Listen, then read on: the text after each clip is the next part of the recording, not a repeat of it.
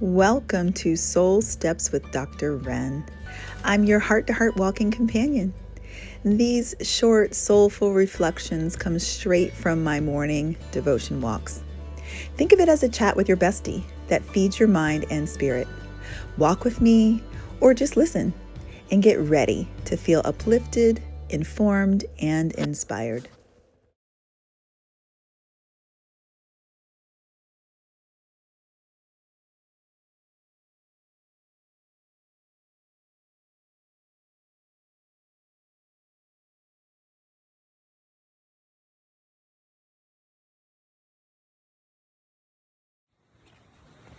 Good morning, friends. Happy Sunday. Well, as you can see, I slept in a little bit this morning. It's like 6:30 now. So I've been walking for a little bit, but I guess sometimes I take these Sundays and when the sun is already rising, the moon is still out. I'll show you in case you're not up in enough time to watch the morning moon. I like the morning moon.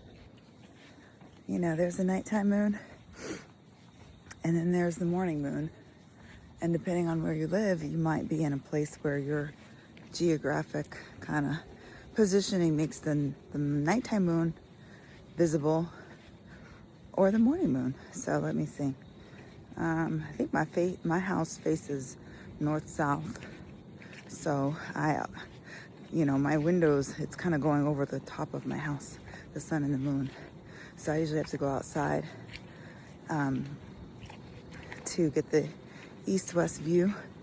And because of the trees, the nighttime moon is often obstructed by the trees. So morning moon is my best companion. And it's funny because last night my mom wanted to see the moon. She's got some new blinds in her room. And I think that she needs to see morning moon. So, because in the nighttime it's kind of behind the head of her bed. So I told her I would call her this morning so she could see the morning moon, but she did not answer the phone this morning. So my guess is either she's really getting some good sleep in from her exciting birthday celebration, or someone changed her last night and didn't put her phone within reach. Could be either one of those things. Yes, we did have an amazing birthday celebration for my mom yesterday. It was absolutely every single thing that I envisioned, 100%. And it was a lot of what she had envisioned. So she was very particular about certain aspects, including red and the prominence of red. And she wanted red tablecloths and red covered chairs. And I was like, it's a lot of red. And I never thought of red as her favorite color in that way. She has liked pink, but so I had ordered silver sashes to go on the backs of the chairs because I thought that was too much red. We needed some silver to break it up.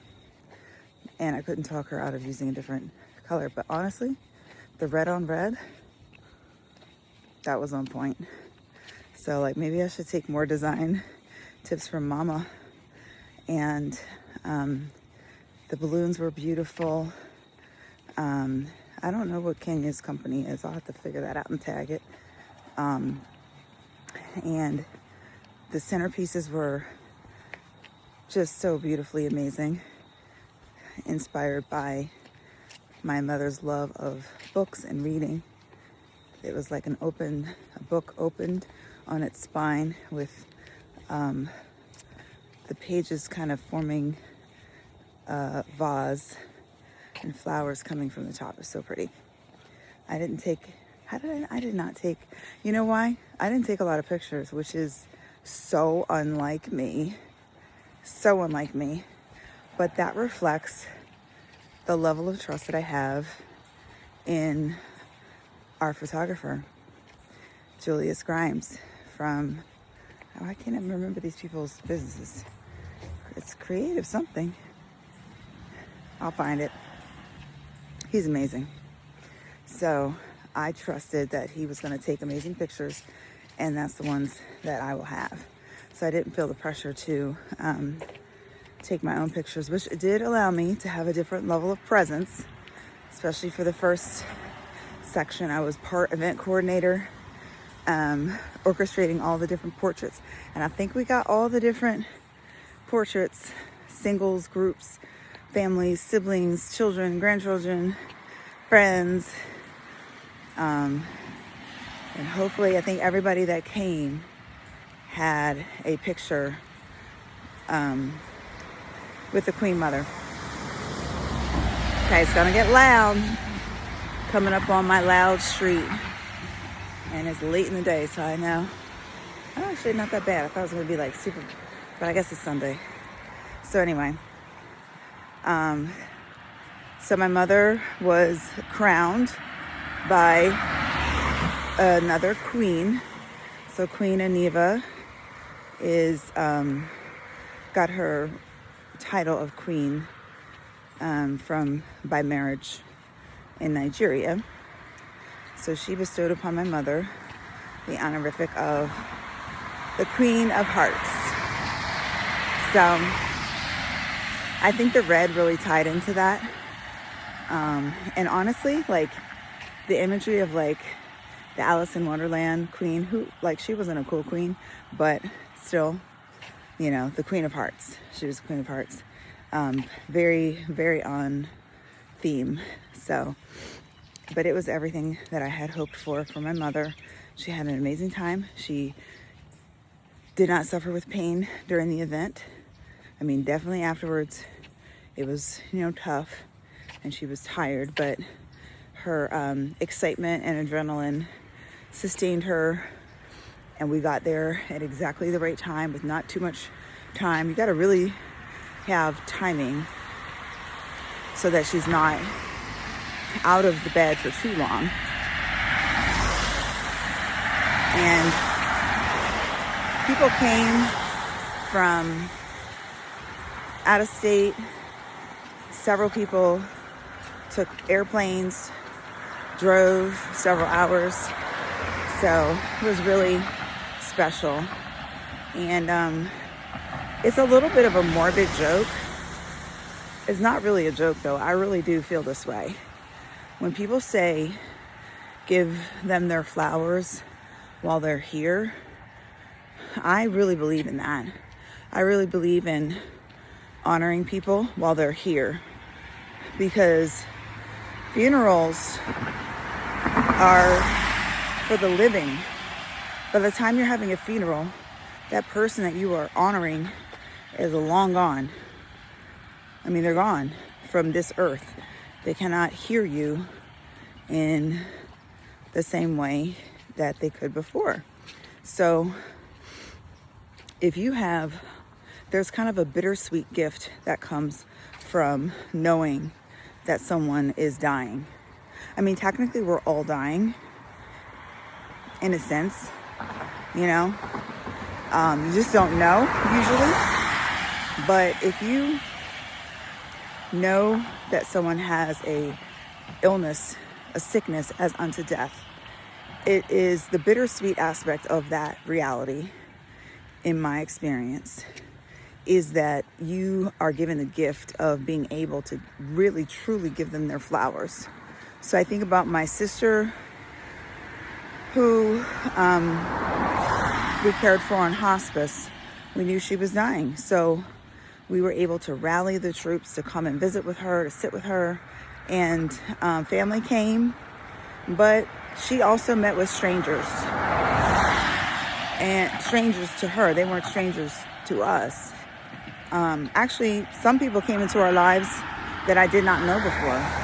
Different neighbors that came into my life because I was seeking some type of input from the Muslim community on how to honor her faith traditions at end of life.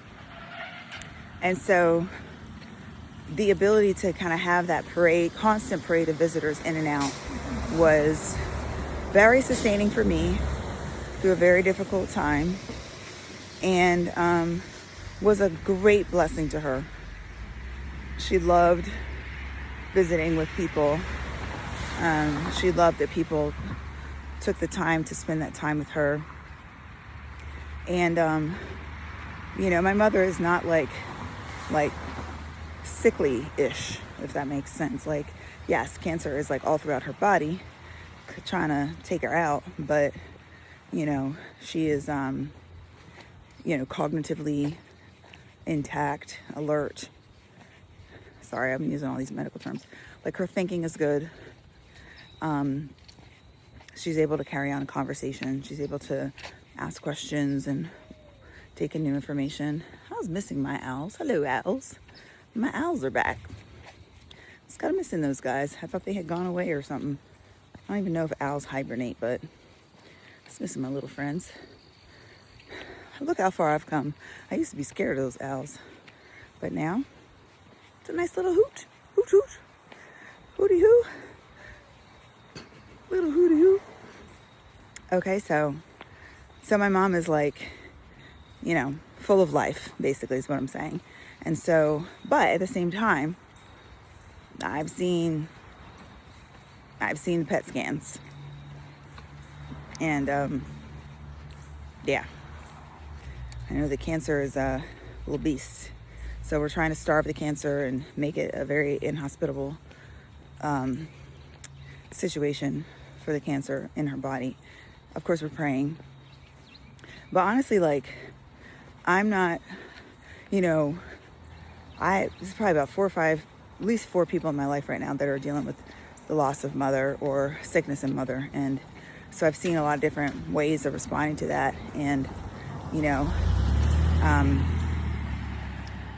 I'm not praying like, oh God, please, keep her alive forever, because I know she doesn't want that. My mother is very she's been like this for a long time. The Lord won't take me home. That's fine. I'll be with Jesus. Now, her husband, almost 50 years, is waiting for her. So I bring my kids around like, you got your grandkids. Don't you want to be around, see their milestones and, celebrate with them? Because I'm selfish and I want my mom around. Of course I do.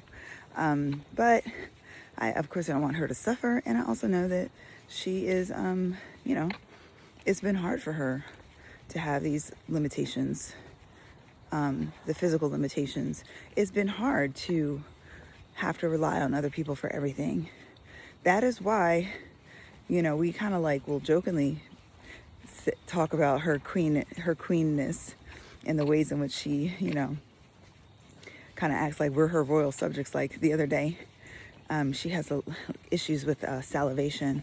So she goes through like a box of tissues a day. So I buy a lot of Kleenex. So it was after her party. She's sitting in the chair. I had changed her into her clothes and her regular clothes. And she's got her box of tissues, but there was no trash can. So she's throwing tissues on the ground. I'm like, and I picked them up, and I was like, oh, wait, Mom, don't throw that one. She's like, well, let the people clean it up. I'm like, there's no people. Like, where are the people cleaning it up? But that was such a queen comment.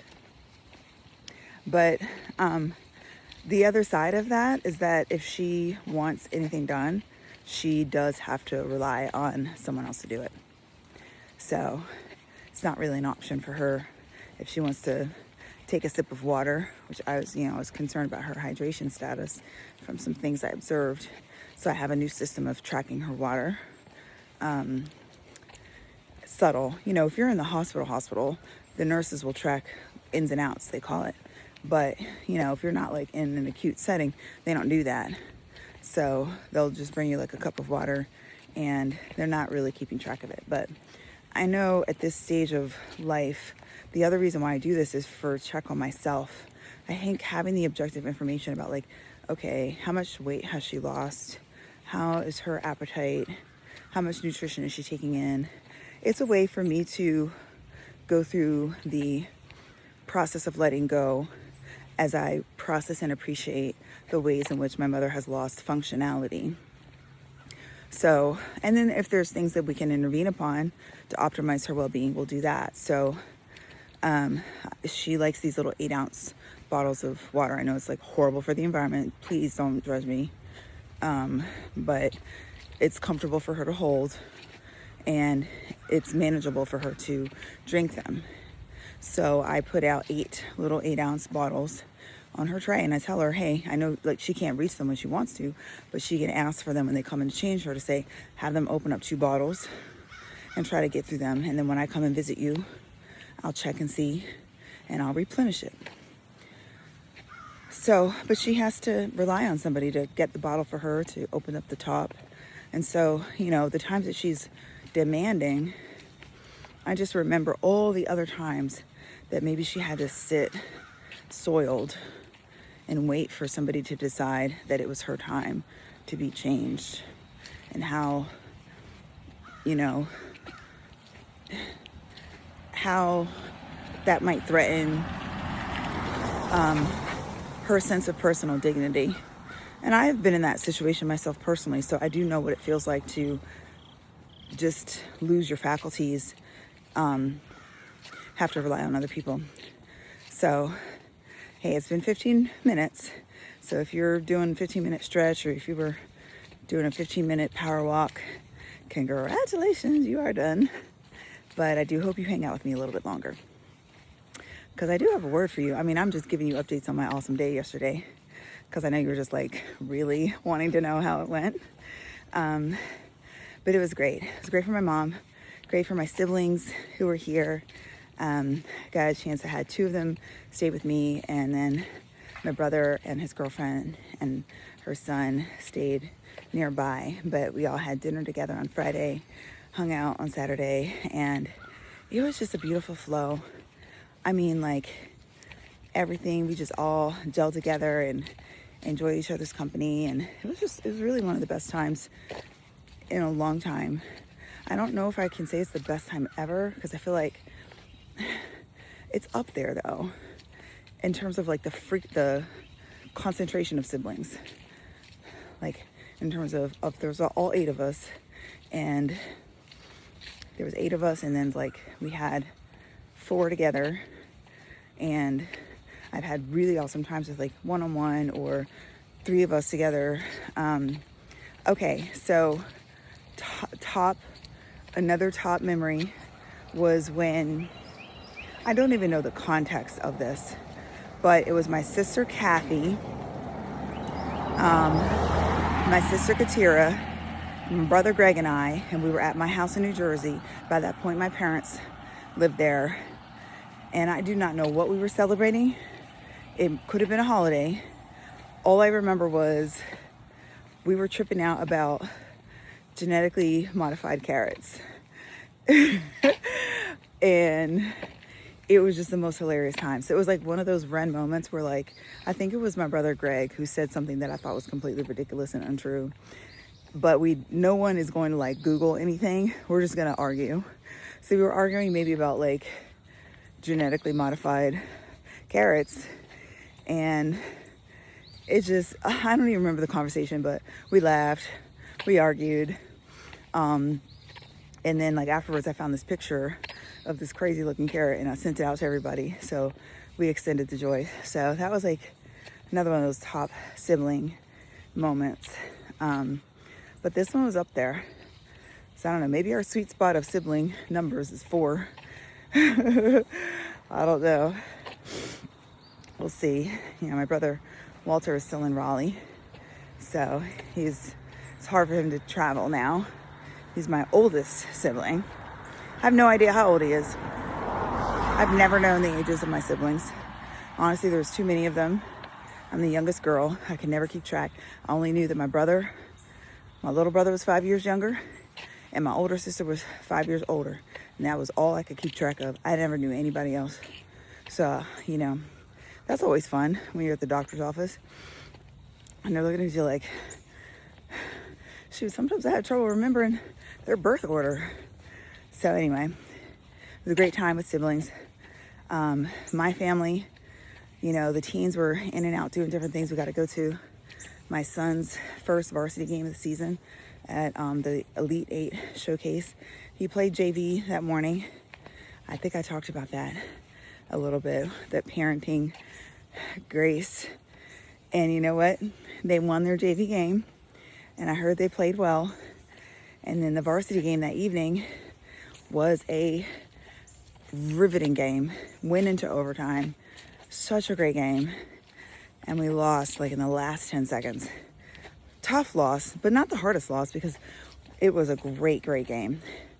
So I am glad that he had like the joy of the victory and a little sting of defeat, that was kind of softened.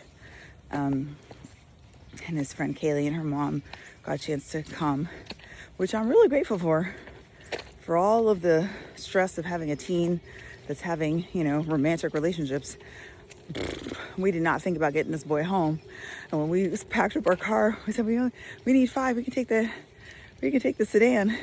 Yeah, we would not have had a space for him to come home. So Kaylee's mom took him home last night, and I'm sure he actually probably preferred to have that ride home rather than being with us boisterous folks. So, yeah, that was my yesterday. So, okay, now I gotta pull back all right, there was a word today, which was really beautiful. Again, just to wrap up this week, the Center for Action and Contemplation readings. And I've actually said this before. What was in this newsletter today was about nature being, that's what I wanted to tell you. See, I found it. Nature as God's first revelation. I've said that a couple times. And it says that if you took the whole span of humanity, existence, time as we know it, and shrunk it down to like one chronological day, that, the Big Bang took place on January 1, or if you don't like Big Bang language, you can say the, Genesis 1:1 took place on January 1. But then December 31st was when humans were created, like 11:59 p.m., something like that. So basically in the last like nanosecond, we had, okay, I had to splice that one together because I'm now so late in the morning that my prayer alarms are going off. So my morning prayer alarm just went off. Anyhow, so, I think I'm going to just do like 5-7 more minutes, because I usually like to keep track of the time up top. So in the last nanosecond, you had the church, the Bible, and the church. So the idea is like, do you think that all that time would go by and that like it wouldn't matter that God doesn't have something for us in nature? Like all you have to do is, look at one of these leaves. I've really been, these fall displays, I'm going to show you. Come over here. You can see the beautiful, I don't know if it's going to come through in the camera, if I can get close enough. Oh man, I find this so beautiful. Sitting at maybe this one. Oh, I'll try to focus on it. I do things like that. Just take a look at a leaf. The red ones are really like popping out this fall. And I just like, man, look at that. And, driving down the car. And I'm like always taking pictures. I'll post some in the pre slideshow. I'll post some of the pictures I took. Always of the sky and the moon. But I took some sunset pictures too. So maybe I'll throw those in there. You know what I've never done? I've never put some pictures at the end. So maybe I'll put some at the beginning. Maybe I'll put some at the end today. So you can kind of leave enjoying that. But I love just the beautiful display of colors. And I do feel so close to God when I just behold, this beauty of nature. And so the reading did talk about how a lot of time, like Western Christians can minimize this because, somehow all wrapped up in like that's animism or paganism. But I mean, just like common sense, just use your common sense. That like there's something really special about what we can learn from nature, plants, insects, animals. What does it tell us about God's goodness? So, but back to where I started, because that's just a little nugget. Oh man, here's another great one. Man, that is another great red tree. I don't know if the greatness comes across well in the video, but that is stunning. You look good, tree. That is a stunning tree. I don't think you can quite tell in the video. It's a nice looking tree. But I guess I'm going to go back to some grief talk because I have a Facebook friend whose mother is on hospice, and just with Spirit led me to go to see her. I really hope I can get to her in time. And I didn't really you got to obey the Spirit. It's funny. My mom was complimenting my sister, and she was like, she is just the most obedient daughter. And I'm like sitting right next to my mom as she's talking about how my other sister was super obedient. Now, I'm not saying I was, because I definitely was not. I was a challenger. But that was kind of funny. Maybe that's why I struggle a little bit. I'm better now. I try to be an obedient daughter now, but I definitely still have a lot of times where I'm like, no, I'm not doing that. But as it relates to God, obedience is better than sacrifice. So I am also learning how to say yes to God, and how to be obedient when my spirit speaks to me to do something, even if I don't understand why or the connections. So I prefer to know why, but don't always have that gift. So, the Lord, my spirit, settled on me to go visit this person, and I didn't really know why, but I went ahead and reached out to them. I don't really know them personally. I don't even know how we got to be Facebook friends. We're in a group together. She's a physician, and I think I just follow her posts. Don't really interact, but I realized that that she and her mother, she doesn't live in Atlanta, but that's where she is now. That's where her mother is. So when I realized that, I was like, okay, I had already been praying for her when I saw her posting about her mom. But then when I realized she was here, I was like, oh, I've got to see them. So I started to make some plans a couple days ago. And then, it was kind of weird, but I was like, well, she said they have an open door policy, so I can go by any time. And then I had my mom's birthday, so I kind of knew I wasn't going to be, I thought I could fit it in, but I couldn't, before the birthday. But now it's Sunday, I'm going today, especially because, things have progressed even more. And I think about this one person who visited my mother. There's a lot of people, neighbors that came by, but there's a son of a coworker who came by. He's a young man. He's in medical school now, but he was in college. I think it might have been a senior year. And he came by and he read the Quran to my sister in Arabic. And she lived many years in Dubai, and she was a polyglot, so she was fluent in a lot of languages. And when I tell you the smile on her face when he came by and read to her from the Quran, was so beautiful. And he also came by the day that she passed, and I have a video of her with her death rattle breathing, which is the bad one. I think I knew it in real time, but I didn't fully, I don't know. I felt like I had maybe I'd have a couple days. We didn't have 24 hours after that started. And because she was on hospice, I was freaking out trying to get her oxygen, but that didn't work out. Maybe could have gotten more time, but what was the point? That was kind of just panic. But he sat with her as her breathing.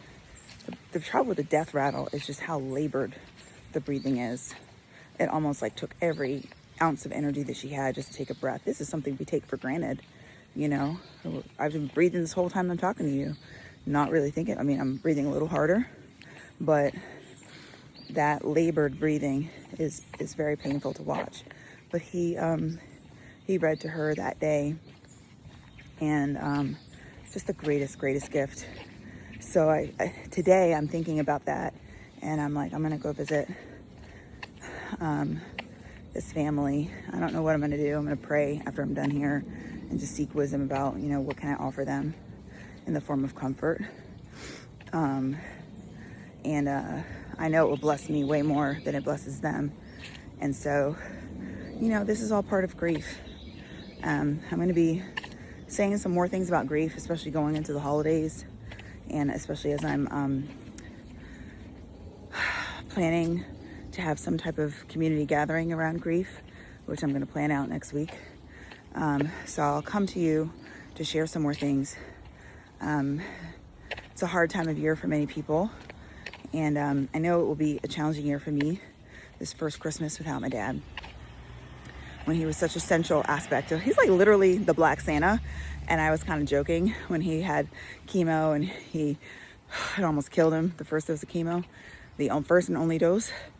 And I was like, he looked like a homeless Black Santa, because he already gives Santa Claus big, boisterous belly laugh. But then he had this like scraggly beard, and he definitely looked like Black Santa. So, he is pretty much Father Christmas in so many ways. So we'll have to find some great ways to remember him and keep the Christmas spirit alive. And my friend put up her Christmas tree early. I saw that this morning, and I was like, brilliant idea. Because last year, I didn't even put up the tree. I was not feeling it. So I think maybe I'm gonna put it up early this year. My Christmas lights outside my house are already up. So anyhow, that's all I've got for you today. Thank you for hanging out with me. Remember to move your body with love and intention today. And remember that I love you. Bye.